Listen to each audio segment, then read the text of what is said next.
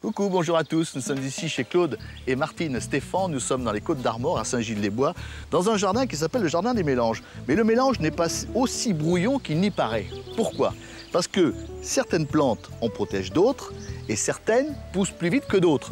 Donc dans un potager comme ici, il faut savoir les marier, les associer. C'est ce que nous allons voir avec Valérie, conseil pratique. Oui, commençons par les légumes qui ne poussent pas à la même vitesse. Par exemple? Alors ici, nous avons des blettes. Vous voyez qu'il y a de la place au pied. Donc on va pouvoir semer des radis de 18 jours ou bien des salades d'hiver. On peut faire exactement la même chose avec le chou.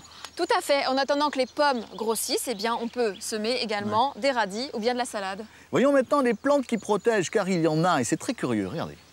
Parmi les plantes protectrices, nous avons toutes les espèces aromatiques, comme le thym, qui sent très bon, mais également très fort. Ce qui fait que si on le plante en bordure des planches, il va venir masquer l'odeur des bons légumes. Donc les parasites ne vont pas savoir qu'il y a des poireaux ou des salades juste derrière. Donc la ciboulette marche très bien également pour protéger les cultures. Et pour joindre l'utile à l'agréable, une très belle solution. Les fleurs. Les fleurs. C'est pas ma poule là.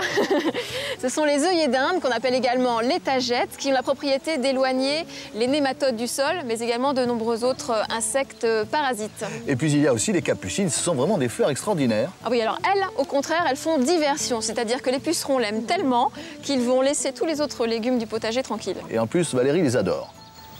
Voici enfin les légumes qui se protègent mutuellement, les oignons et les carottes. Voilà, donc ce sont donc des légumes qu'il faut cultiver à côté, pas très loin les uns des autres, donc en bordure ou bien en rang alterné, enfin ensemble. Oui, et comme cela, l'oignon va protéger la carotte de la mouche de la carotte et la carotte va protéger l'oignon de la mouche de l'oignon.